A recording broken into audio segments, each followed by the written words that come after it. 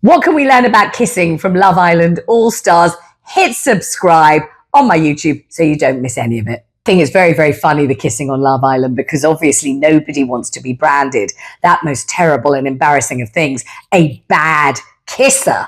And when Elma tells Ronnie, not much of a kisser, are you? It was a bit mechanical. And he says, well, it had oil on it. And what he really means is, what? You're saying I'm not a good kisser? That is the worst thing you could possibly say, especially on Love Island, where it all rests in the kiss. So she says that his kissing is a bit, it's a bit in and out. It's a bit, she says, washing machine-y. And I think everybody watching identified. You know what it's like. I remember a terrible kiss once from somebody who happened to have chewing gum still in his mouth. And I remember the chewing gum kind of rotating and revolving around both our mouths as the tongues sort of made concentric circles. It was one of the most yucky, icky, horrible kisses of my life. So I know exactly what she means. And actually, not very long ago, just a few months ago, I had this terrible kiss at the Shard where the person concerned said, I'm going to kiss you all the way down in the lift. And I thought, well, how long can that take? And it took about 2.5 minutes because it's an incredibly high building and there are like 34 floors or something ridiculous. And that kiss was exactly as Elma described, mechanical, just went round and round. And I kept opening one eye to see what floor I was on. And I was still only on floor 24, floor 14, floor 4. I'm like, come on, hit the bleeding ground, will you, for God's sake? Terrible. So what makes a good kiss? Obviously, it depends on the person. You might be somebody who likes a thunderous kind of, what can I call it? Very fast, explosive, very sort of strong, pointed kiss. Some people like a little nibble on the lip. Some people like some very, very strong tongue action. I would say what makes a kiss a good kiss is if it feels as if the person means it for a start. They're not just doing it on camera for a TV show. They like you. They want you. They want to be close to you. They want to be closer to you. And I like a sort of soft, gentle, kind of exploratory kind of, I don't like it though when they start to go around the actual crevices of your fillings and your back teeth and all of that as if they're working for the dental hygienist. That I really don't like. I think it's got to be soft. It's got to be mellifluous. It's got to be, at the beginning at least, gentle. I think if you go in with an urgent kiss straight away, you're really kind of jumping the gun somewhat. It's got to be obviously sweet smelling and sweet tasting. That goes without saying. But on Love Island, I think they've watched too many other Love Islands and too many movies and films and maybe much too much porn. And so they keep doing this thing where they hold your face or they hold the back of your head and hold your face. And there's colossal amounts of kind of cinematic kissing, which I think is incredibly fake. So what do I think really the essence of a good kiss is? I would say, call me old-fashioned, sincerity. Got to feel as if the other person really wants to kiss you.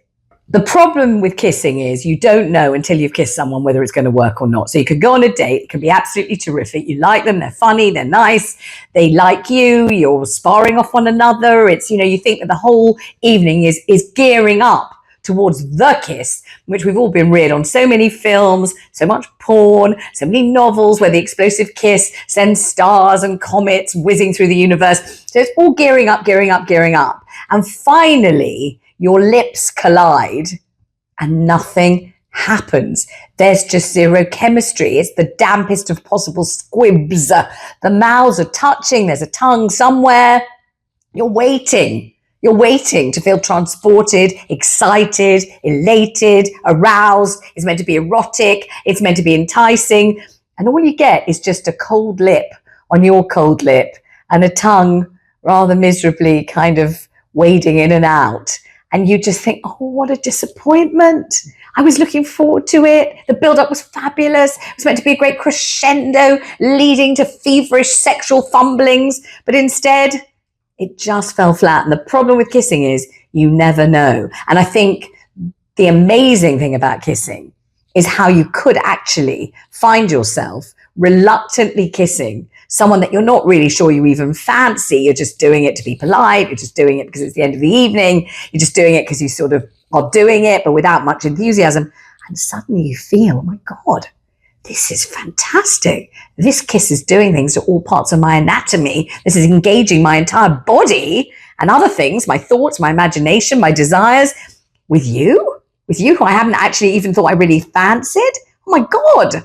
And I think sometimes a kiss can absolutely knock you off your feet, knock your socks off, and much more. Knock your lingerie off, knock everything off, knock all your inhibitions on the head. A kiss can be, if it's the right kiss, absolutely fantastic. Part of the excitement, though, is you never know who the provider of that incendiary kiss is going to be. I was absolutely shocked to see Ronnie stick his tongue deeply into Kaz's mouth only seconds after kissing Elma. On the other hand, Elma had really sort of got to him, hadn't she, by saying he wasn't a good kisser. She'd wounded him in a very vulnerable place. And I think Ronnie was trying to say, not only can I kiss you well, but I can kiss Kaz as well. I'm a great kisser. I'm the Casanova of the kissing world. Or should we say the Casanova, because that's what was happening. But I mean, he is on telly. He does know he's been seen deeply kissing one girl and literally minutes later, deeply kissing another in the secret garden. Obviously, shades of Lady Garden. We know that's a sexy place to go. Does that mean that Ronnie might be forced to leave the villa and go home because he's seen as a bad boy? Or does it mean that Ronnie is just getting extra points for being a prolific and accomplished kisser?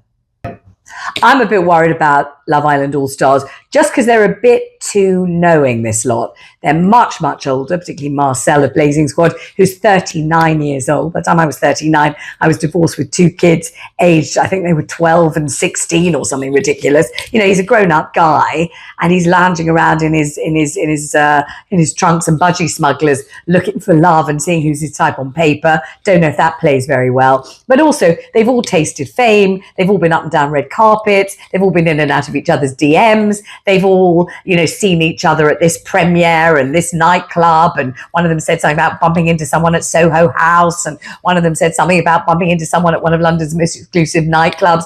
I mean, they've been around and they know what they're doing. Also, I just wonder if they don't seem that sexually excitable anymore. Maybe when they go in for the kiss, they're acting, they know exactly what they're meant to be doing, and they're providing the footage that they know they're meant to provide. But nobody quite believes that anybody's really into anyone. They know that if you're going to stay on the show, which they want to do, increases their earning power, increases their social media platform, they know they've got to have a partner. If they don't have a partner, they'll be out. So the first thing they do is pretend to like and fancy someone. And I wonder if, as viewers, really quite a lot of the fun of watching this is going to be seeing through what they're pretending is going on. Thanks for watching my take on Ekin Su, kissing and Love Island. Hit the subscribe button and then you won't miss any of it.